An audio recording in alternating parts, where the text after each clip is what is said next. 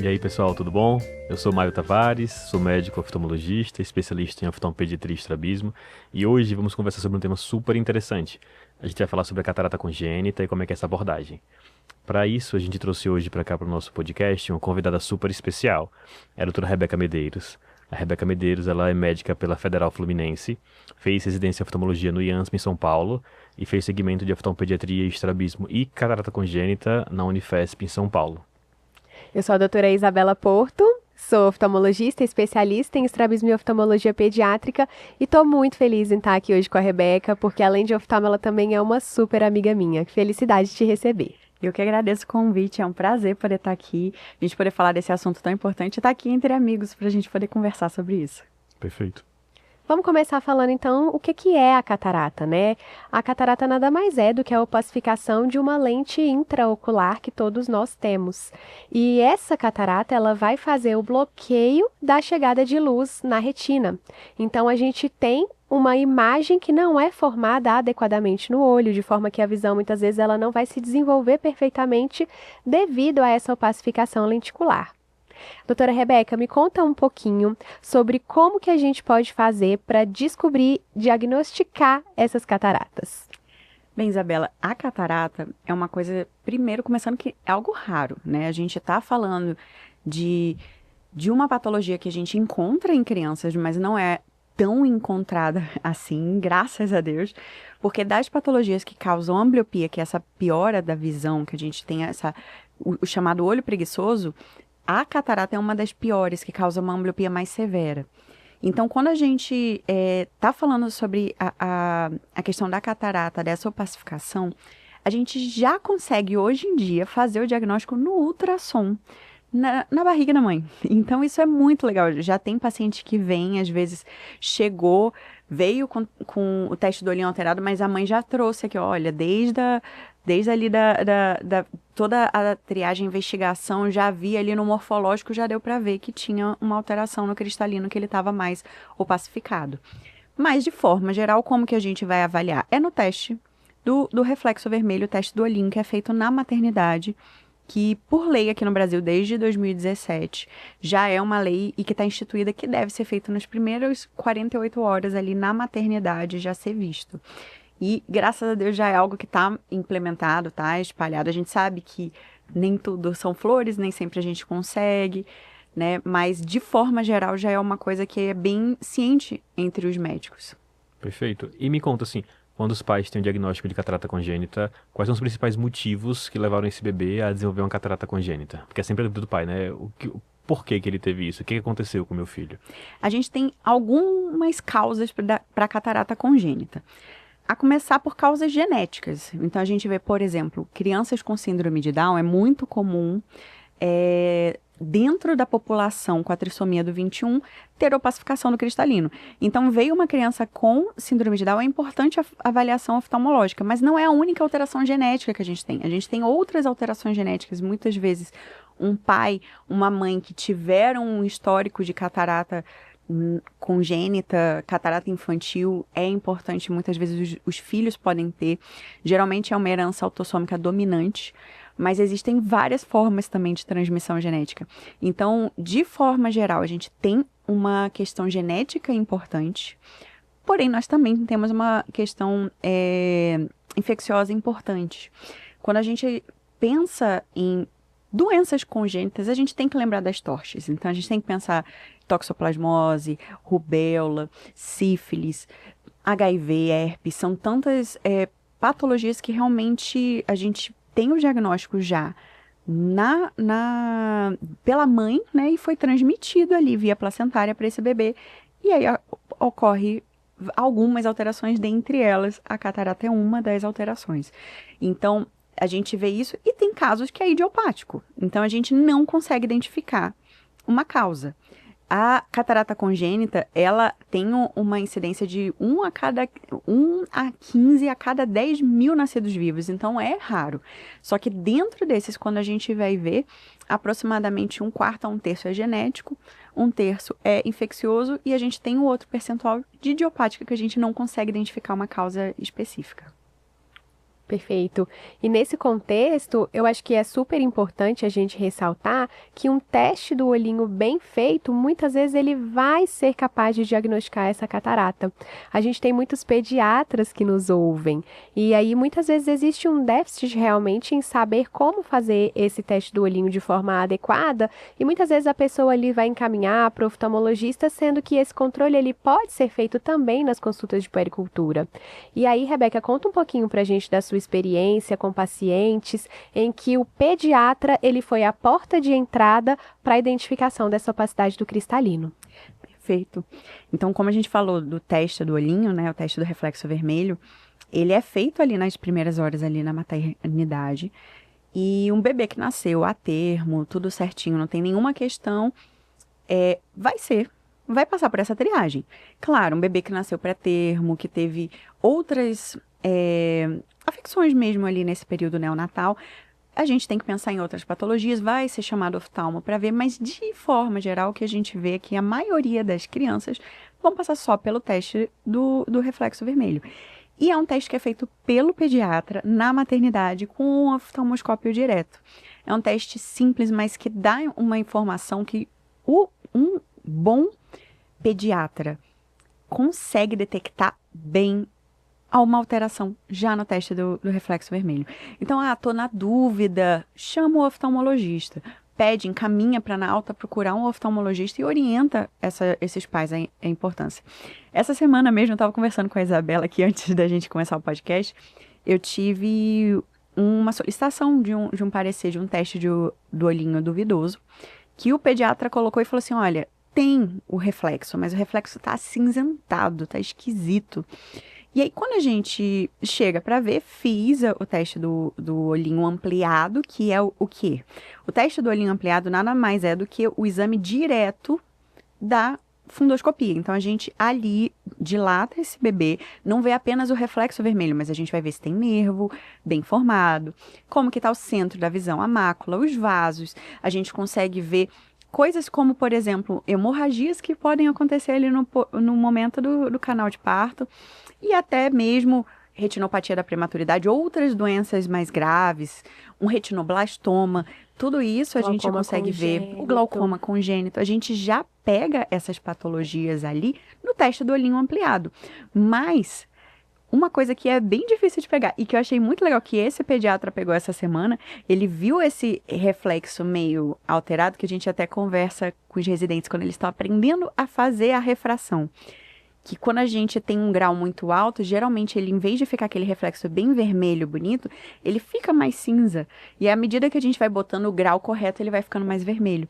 Então, essa criança tinha uns 8 graus de hipermetropia, nasceu já com esses 8 graus de hipermetropia, e foi o pediatra que viu uma alteração no teste do olhinho e falou, não, avalia aí, pediu para ver. E aí eu já pude ver, vi que estava tudo bem formado, mas que tinha um grauzinho, os pais já estão orientados a fazer o acompanhamento após a alta da maternidade. E o quão isso é importante, assim, né, Rebeca?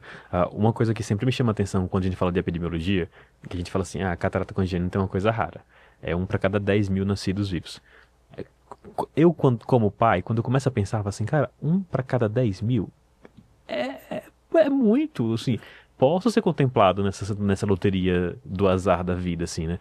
Então, eu tenho muito medo quando a gente fala da epidemiologia, de ser muito raro, dos pais e do pediatra falando assim, isso daí nunca vai acontecer comigo, isso daqui nunca vai aparecer. E a gente sabe que isso daí aparece pra caramba, né? Esse mês você operou teve quantas cataratas congênitas? Foram 3 crianças que chegaram só esse mês. Geralmente eu tenho uma média de 1 por mês. Às vezes um pouquinho menos. Ainda assim, se você parar pra pensar, poxa, 1 por mês É gente pra caramba, cara. É bastante. E aí com todo esse processo, assim, né? Hoje a gente tem um acesso à saúde melhor, então a gente faz melhor toda a parte pré-natal, então diagnóstico de toches, né? Toxoplasmose materna, sífilis, HIV, trato quanto antes. Então isso daí ajuda muito nessa parte de você evitar uma catarata congênita.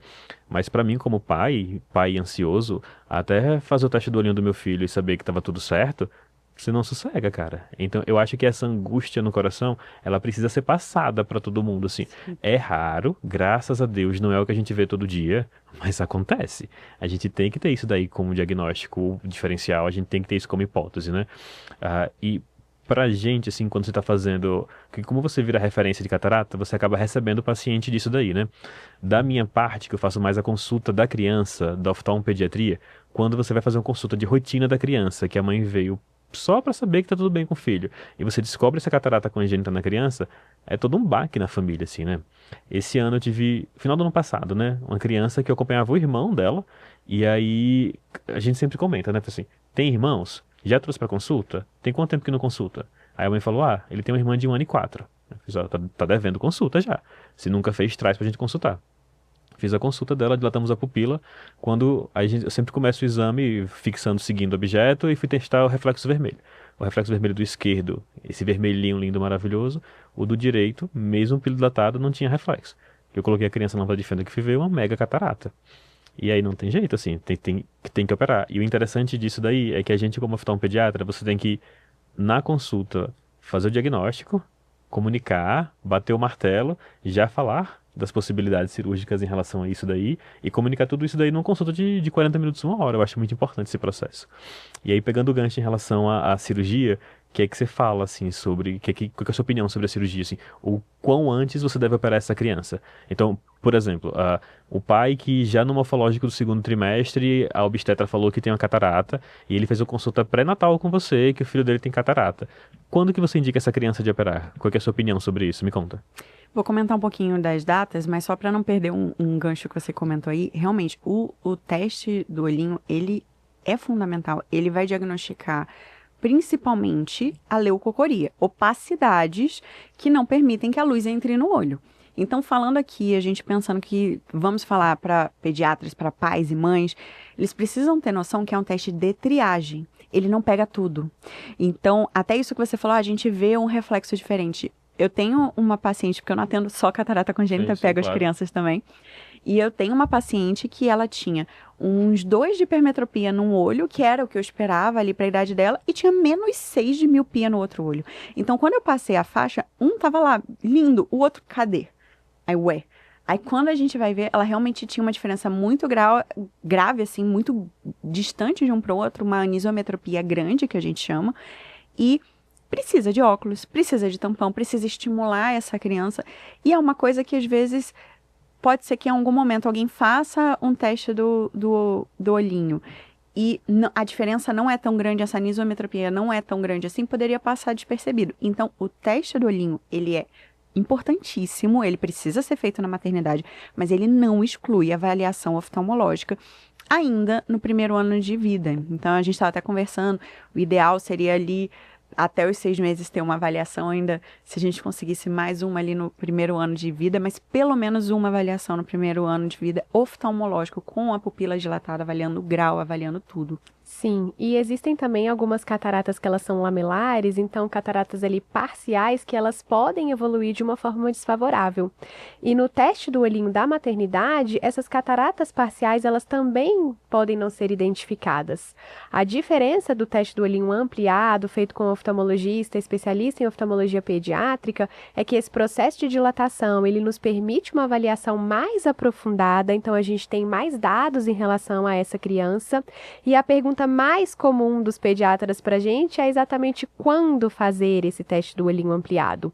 O que a gente recomenda, de forma geral, para todas as crianças que têm esse acesso, é essa avaliação ainda ali nos primeiros meses de vida. Eu gosto de orientar até os 3 meses de vida, e aí a gente faz uma consulta mesmo dos 6 aos 12 meses de vida. Então, de forma geral, sem falar ali a nível de política pública, o ideal é que a gente veja a criança no primeiro ano de vida 2 vezes, para o teste do olhinho ampliado, justamente porque, por exemplo, uma indicação de catarata congênita, uma indicação de cirurgia para correção de catarata congênita, ela vai acontecer ali nas primeiras semanas de vida. Então, é ideal que a gente veja essa criança para saber que estruturalmente está tudo bem, e depois a gente vai ver os marcos de desenvolvimento visual. Então, aos 6 meses de vida, a criança criança já tem que fixar e seguir objetos adequadamente.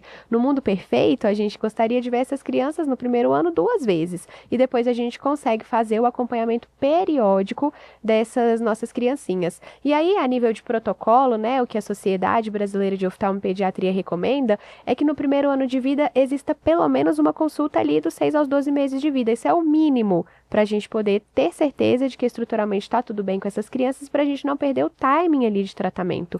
Então, é claro que, pensando em todas as crianças do Brasil, a gente não conseguiria realmente dar conta de todos esses atendimentos de rotina. Mas o ideal é que a gente consiga ver um número máximo de crianças para a gente ter essa certeza. E é muito legal que os pais tenham consciência disso, porque uma coisa que a gente está vivendo hoje, que não tinha antigamente, os pais levavam as crianças ali, vai ser alfabetizado, vamos agora ver se precisa de óculos. E olha, né? Exato, e às vezes nem isso, né? Às vezes só na vida adulta, a primeira consulta, lá com 40 anos de idade, quando precisa de óculos para perto. Então a gente sabe que isso não era uma cultura no Brasil.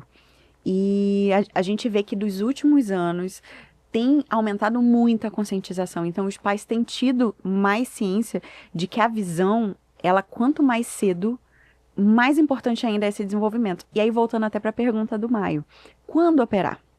Isso daí é uma pergunta, assim, antiga, há anos ficam esse questionamento na sociedade científica. Poxa, qual que é o melhor momento para operar essa criança? Quanto mais cedo, melhor para a visão, para o desenvolvimento da visão. Porém, quanto mais cedo, maior o risco de glaucoma. Então, a gente está falando da catarata, que é a opacificação do cristalino. E o que é o glaucoma? É o aumento da pressão do olho, que numa criança, que o olho não é tão rígido, ele vai machucar o nervo, que aí pode ter uma perda irreversível. Mas não só isso, na criança, até ali os 3 anos de idade, ainda pode ter um remodelamento escleral e a gente vê o que a gente chama do buftalmo, que é aquele olhinho do gatinho do Shrek. Então, aquela criança que tem o olhão grandão, aquele pretinho, e no início a gente vai falar, olha, lindo, maravilhoso, mas a gente sabe que pode ter muitas coisas aí associadas que podem levar a uma baixa permanente da visão. E na catarata, imagina, eu tô pegando um olhinho que nunca foi mexido e de repente eu tô fazendo uma cirurgia nesse olhinho. Então ele vai inflamar, e a inflamação pode levar ao aumento da pressão. E a gente sabe que grande parte das crianças, tem estudos que dizem que até 50% das crianças podem desenvolver glaucoma até os 10 anos de idade. Então, assim, é uma coisa que a gente tem que, como oftalmologista, procurar pesquisar e ver se uma criança que teve catarata tem o glaucoma. Então, a gente fica num grande peso. Se eu demoro a operar, a visão não vai se formar de forma adequada. A gente fica nessa balança aí. E se eu opero cedo, vai ter um glaucoma. Então, hoje a gente tem algumas convenções que a gente, de forma geral, sabe que operar antes de 4 semanas de vida aumenta muito o risco de glaucoma. E a gente sabe que operar após 8, 10 semanas de vida abaixa muito a qualidade da visão. A gente sabe que crianças que operam após 12, 14 semanas, às vezes a melhor visão que eles vão ter é o 20/80, que é aquele, quando a gente olha aquela tabelinha do a gente quer ver aquele pequenininho lá embaixo, não só aquele grandão. Então, quanto mais próximo desse grandão, pior esse prognóstico, e mesmo que depois eu faça a cirurgia, mesmo que depois eu coloque óculos e faça tudo, a gente não recupera esse período da neuroplasticidade, do desenvolvimento dessa criança. Então, a gente tem esse período aí de 4 até 8 a 10 semanas. Aí a grande pergunta para a gente definir esse momento é bilateral ou não? Porque tem essa diferença. Se a gente tem uma criança que tem os 2 olhos comprometidos, a gente vai operar, vai evitar também ter uma diferença muito grande da primeira cirurgia para a segunda. A gente vai operar, às vezes, em até uma semana já operou a outra também, e queremos que essa criança já esteja com óculos para ter essa visão estimulada. Mas se é uma catarata unilateral, eu tenho um olhinho que está enxergando tudo. Se eu não fizer nada, eu não vou perceber que essa criança não enxerga. Só que qual que é o grande problema? Eu perco esse momento perfeito do desenvolvimento da visão para estimular o outro olho. Então, idealmente, quando eu tenho uma catarata unilateral, então só um olho tem a catarata, eu quero operar até 6 semanas de vida. Então, entre 4 a 6 semanas de vida. A gente está falando de um bebê que não tem nem 2 meses de idade. Então, é um RN. Para os pais, isso é algo sofrido, que mexe. A paternidade aí apertou, né? Aperta, puxado. Então, é uma coisa que mexe muito com a gente e como comunidade tem que mexer, porque é anos de vida de cegueira que a gente está tentando prevenir. Perfeito. E a gente vê que o pediatra ele vai ser a porta de entrada para o diagnóstico dessa catarata. Então, saber fazer um teste do olhinho bem feito é fundamental.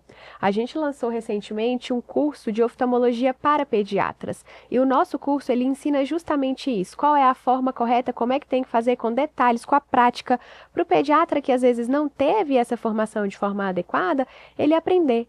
Porque para a gente isso é fundamental, é a porta de diagnóstico principal para a gente. E uma coisa muito importante também da gente ressaltar é que no mundo perfeito essas crianças elas têm o acesso ao oftalmologista, mas na prática, dependendo aí da região do Brasil, a gente sabe que isso vai estar muito mais na mão do pediatra do que do oftalmologista, porque muitas vezes esse encaminhamento ele não consegue ser realizado. Então, saber fazer o teste do olhinho bem feito também é super importante para a gente por conta disso, né? Perfeita a sua colocação, porque inclusive a gente sabe que muitos locais do Brasil não têm acesso ao oftalmologista, quem dirá um oftalmopediatra, quem dirá um especialista em catarata congênita. Só que o que a gente sabe que tem, até mesmo da Sociedade Brasileira de Pediatria, ela recomenda que o teste do olhinho seja feito também durante as consultas de rotina.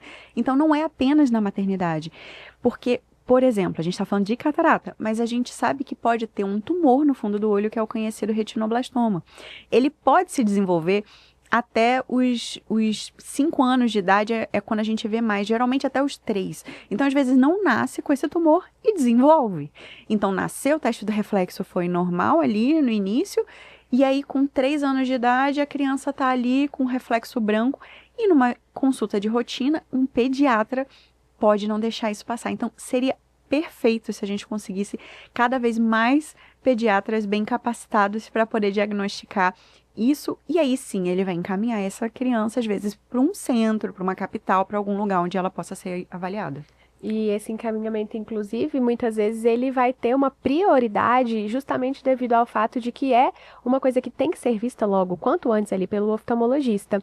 Então, no sistema público de saúde, por exemplo, a criança ela vai ter prioritariamente esse atendimento, ela vai entrar numa fila diferente do que ela entraria ali na fila de catarata do SUS, junto com idosos, em que às vezes vão ter ali uma cirurgia eletiva que pode aguardar um pouquinho mais. Então, esse paciente ele é uma prioridade também para o serviço público de saúde. Perfeito. E me conta, Rebeca, assim, você chegou um paciente, uma criança, teste do reflexo vermelho na maternidade deu alterado, você consultou ela com 2 semanas, ela tem de fato uma catarata, é uma catarata cirúrgica, quais são os próximos passos? O que acontece daqui para frente? Qual que é a linha do tempo dessa criança? Então, tudo começa numa conversa, né? Então, a primeira coisa é os pais entenderem a urgência que a gente tem. Porque a partir do momento que eu fiz o diagnóstico, eu tenho um relógio que tá ticando ali, que tá na minha cabeça. Porque a gente tem, como a gente falou, ali até 10 semanas de vida. Então, se é unilateral, eu quero até 6 semanas. Se é bilateral, eu quero entre 6 a 8 semanas, no máximo ali 10 semanas de vida. Ou seja, para antes dos 3 meses de idade, esse olhinho já está livre com o cristalino entrando, a luzinha, ou melhor, sem ali o cristalino opacificado para entrar a luz e conseguir estimular a visão dessa criança. Então, os pais precisam entender isso. Então, a primeira coisa é entender, poxa, isso daqui é uma causa de cegueira irreversível se não for tratada precocemente. Então, é uma cegueira evitável se for diagnosticada e tratada no momento certo. Então, uma vez que os pais entendem isso, eles vão correr atrás, eles vão ver o que pode ser feito para que possa operar. Beleza, entendi, já fiquei sabendo como que tá, entendi o que é a catarata, entendi o que está acontecendo. Vamos, então, complementar esse exame. A gente precisa de uma ultrassonografia. Imagina, ultrassonografia ocular. Imagina que eu preciso ver se tem mais alguma má formação naquele olho. Foi por causa de uma questão genética? Por exemplo, as cataratas unilaterais, a grande maioria está associada ao que a gente chama de persistência da vasculatura fetal. Nada mais é do que o vaso que, durante o período fetal, foi importante para formar todas as estruturas do olho, ele precisa regredir ali no final, antes do nascimento, para que esse olho esteja com perfeita transparência para que possa se desenvolver. Só que tem alguns casos que esse vasinho ele não volta. E ele persiste. E aí ele ficando ali, ele causa uma opacidade. E muitas vezes você vê só como um cristalino branco. E você não sabe que ali atrás tem um vaso grande, que às vezes você vai operar e vai sangrar.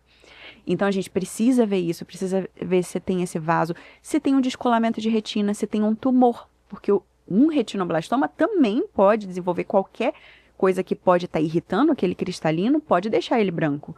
Então, a gente precisa ver, tem um tumor ali atrás, o que mais tem? Então, com o ultrassom, eu consigo ver, ok, formou tudo certinho lá atrás? Não formou, tem um tumor, que aí a gente já vai pensar em outras etapas antes da gente operar. Não, tá tudo certinho, é só a catarata. Ótimo, não, é a catarata e a retina, então vamos entrar também com uma equipe da retina. Então, para a gente poder se preparar. Então, de forma geral, a criança vai vir, os pais precisam entender o que é a patologia, eles precisam fazer um ultrassom ocular e aí vão fazer o risco cirúrgico. A gente está pensando que catarata é uma coisa que eu não espero que a criança tenha. Se ela tem alguma coisa ali fora do normal. Não necessariamente vai ter outras coisas associadas, mas a gente sabe, ainda mais o cristalino, origem embriológica, tudo tem associação com doenças dermatológicas, cardiológicas, nefrológicas. Então, a gente sabe que outros sistemas podem estar envolvidos.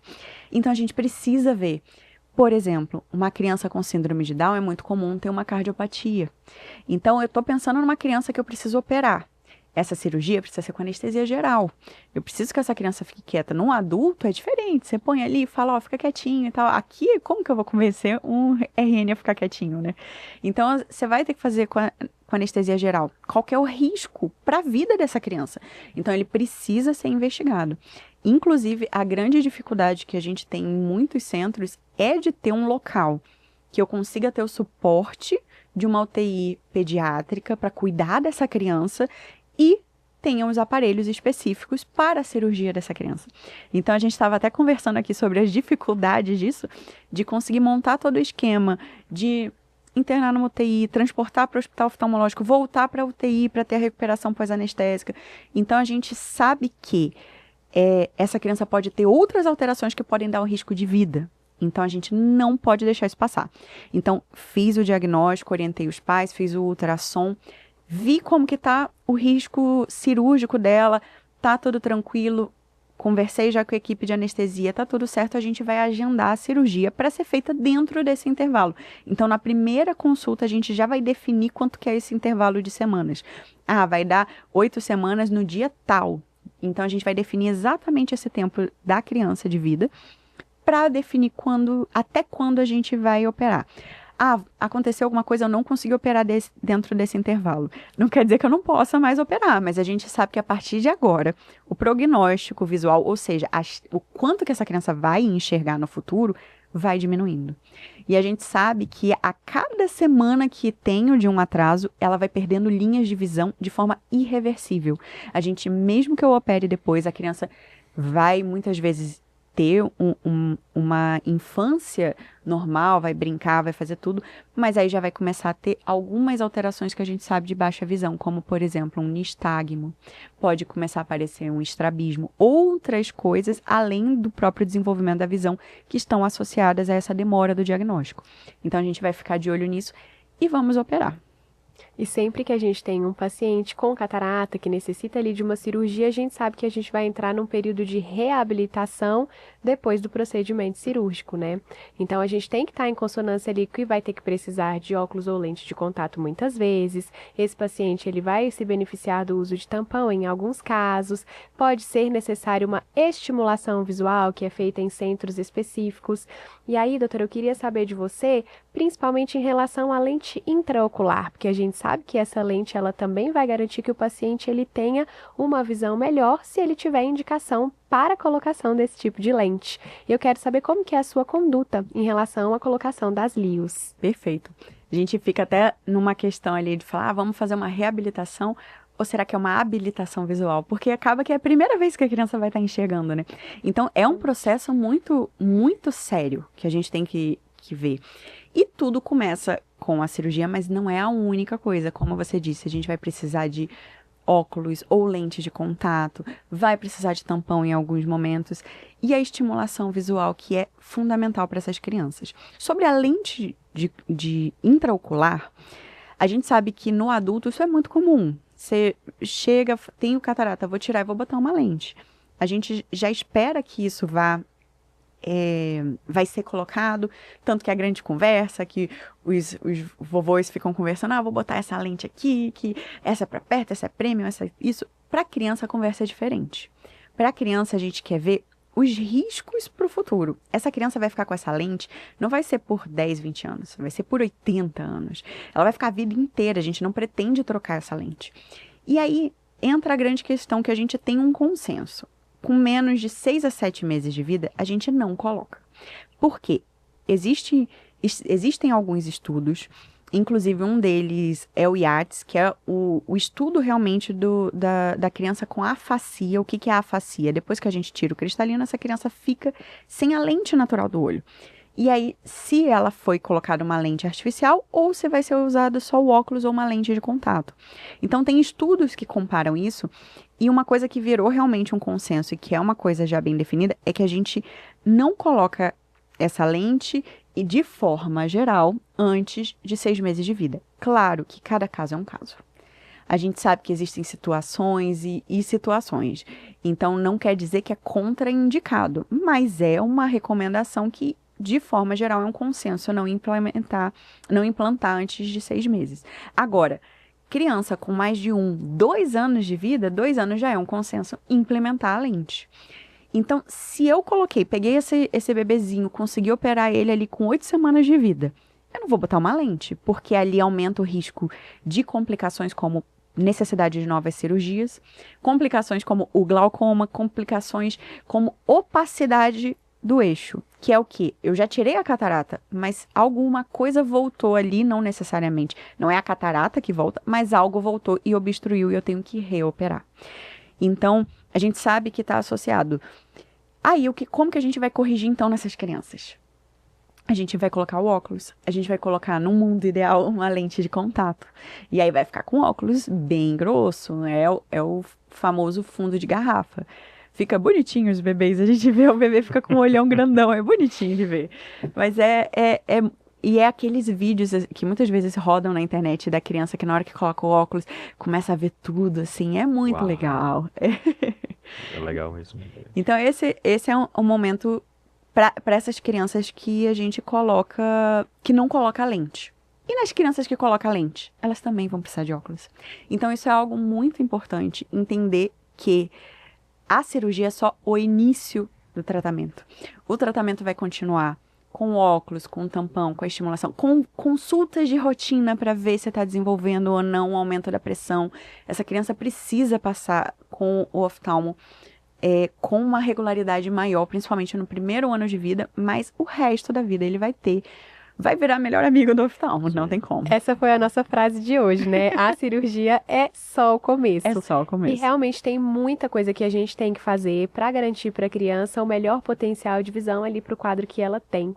E nesse contexto também da indicação de lente de contato, eu sempre oriento o seguinte: a lente de contato ela vai ser indicada para casos específicos e a gente vai olhar vários fatores na indicação disso. Por exemplo, como que está a questão ali de poder aquisitivo desse paciente, condições de higiene. Então, não é toda criança que vai poder realmente usar a lente de contato. São tantos critérios, tanta coisa que a gente observa na indicação de uma lente para um bebê e principalmente assim, pelo fato dos pais vão ter ali aquele manejo, vai conseguir realmente usar uma lente de contato, são muitos fatores que nos levam a conduzir cada caso realmente de uma forma muito individualizada, né?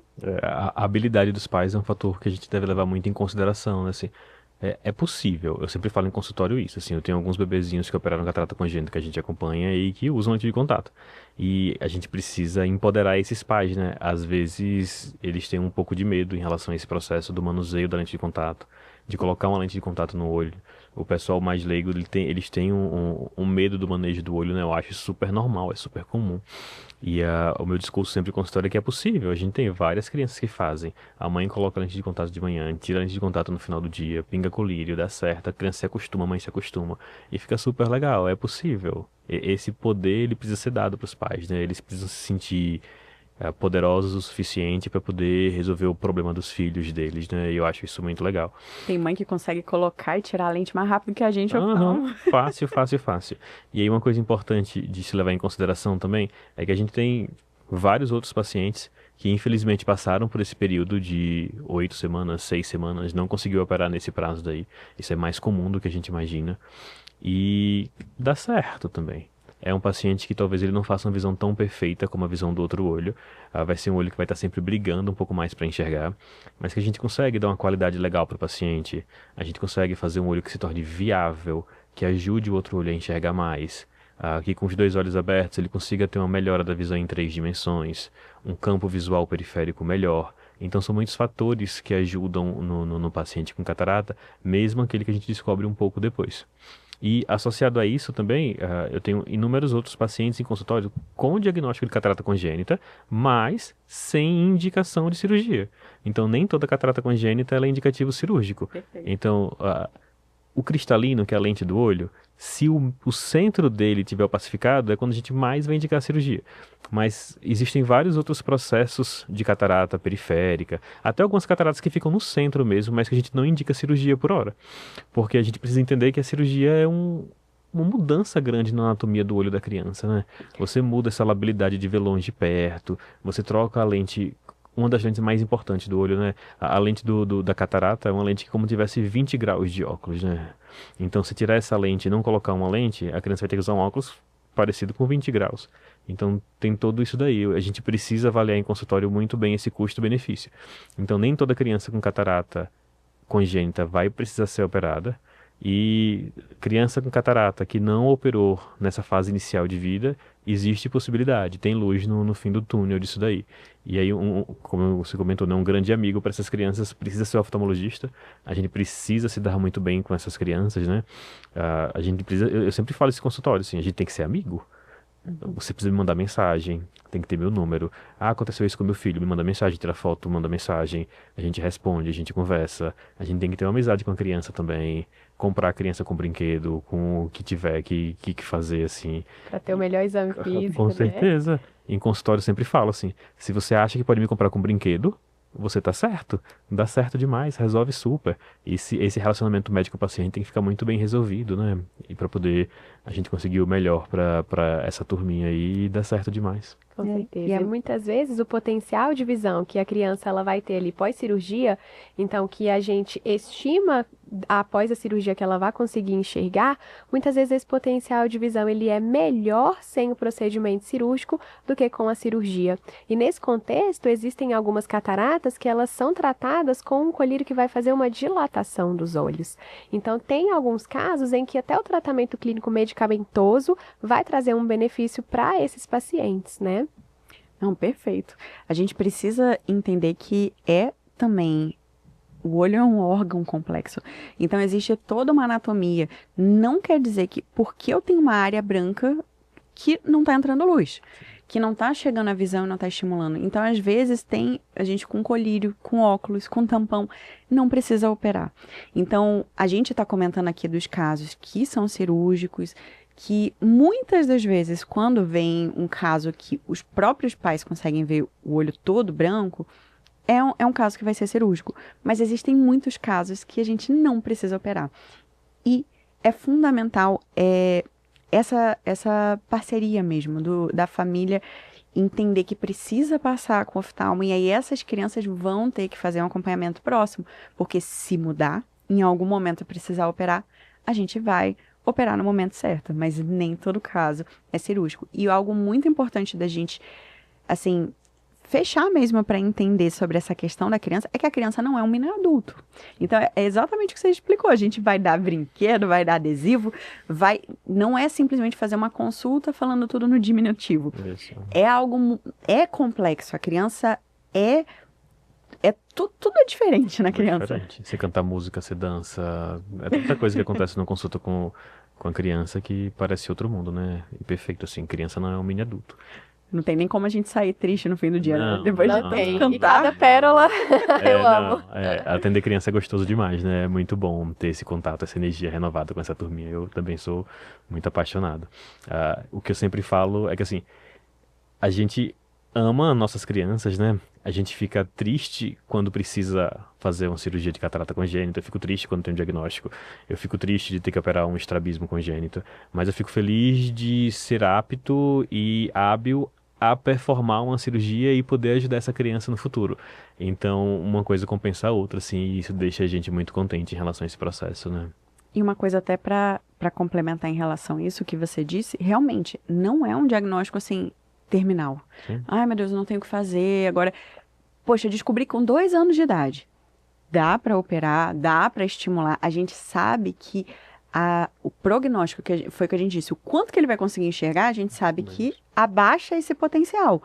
Mas isso não quer dizer que a criança não vai ser alfabetizada. Quantas crianças a gente vê com diagnóstico tardio, que tem o nistagmo, tem tudo, dão nó em pingo d'água. Se vira super bem, não. Faz tudo. Ninguém nem diria que teve que fazer cirurgia nos olhos. Não, não é o fim do mundo, não. Dá certo demais. E é isso daí, né? Tem que ser melhores amigos, acompanhar com calma, tratar a criança com muito amor e carinho. E dá certo demais, né, turma? E qual seria, doutora Rebeca, uma mensagem final que você gostaria de deixar para quem nos ouve? Faz, assim, um resumo do que é mais importante de estar ali em mente aos nossos ouvintes. Perfeito. Acho que é importante que depois de ouvir tudo isso, às vezes a pessoa vai ouvir só um corte do podcast, vai ouvir só esse finalzinho. O que é importante? Entender que a criança precisa de uma avaliação oftalmológica completa. Então, eu preciso que vá num oftalmo e o oftalmo veja se tem ou não a catarata, se a catarata tem ou não indicação de operar, se tem outras alterações, se tem erros de grau que precisa de óculos, o que mais precisa. Então, a catarata, a gente sabe que a catarata congênita, que é a diagnosticada ali ao nascimento, ela pode ser percebida, pode ser vista já no teste do olhinho, que isso é fundamental, então a gente precisa fazer o teste de olhinho em todos os recém-nascidos, mas isso não exclui a necessidade de um acompanhamento com um oftalmologista e um acompanhamento periódico, porque, inclusive, a gente está falando de catarata congênita, mas existe catarata infantil. Então, existem crianças que não nasceram com catarata, o olho desenvolveu perfeitamente, chega lá com 7, 8 anos de idade e, de repente, a visão baixou. E são casos que geralmente são idiopáticos, a gente não consegue descobrir o que é. Nesses bebezinhos que vêm, a gente faz também, nessa investigação ali do pré-operatório, a gente faz também uma investigação das causas. Mas existem crianças que mais velhas podem acontecer. E aqui, então, melhor ainda, porque a gente já vai botar com a lente, o olho desenvolveu, a chance de ter uma visão boa é excelente. E até uma catarata traumática também, né? Pode ser um diagnóstico ali. Uma bolada no olho, uma espetada. Raro, mas acontece com frequência. Raro, mas sempre tem. Sim. Então, que ótimo, Rebeca. Foi um prazer enorme ter você aqui hoje. Amei estar com você. Muito obrigada. A discussão foi uma delícia. Você é muito safa nessa parte da catarata. Fico muito feliz e orgulhoso em ter você aqui por perto, pra gente ligar pra tirar uma dúvida aí com os nossos pacientes. Obrigado pela sua disposição também. E essa aula maravilhosa que você deu pra gente. Obrigado pelo carinho. Eu que agradeço o convite e a oportunidade, né, da gente poder estar conversando sobre esse assunto tão importante. E obrigado que vocês são maravilhosos. Não é por nada não, mas esse podcast ficou incrível. Perfeito, cara. Valeu a pena. Amei. Muito bom. Obrigado, viu? Muito Tchau, obrigada, tchau. gente.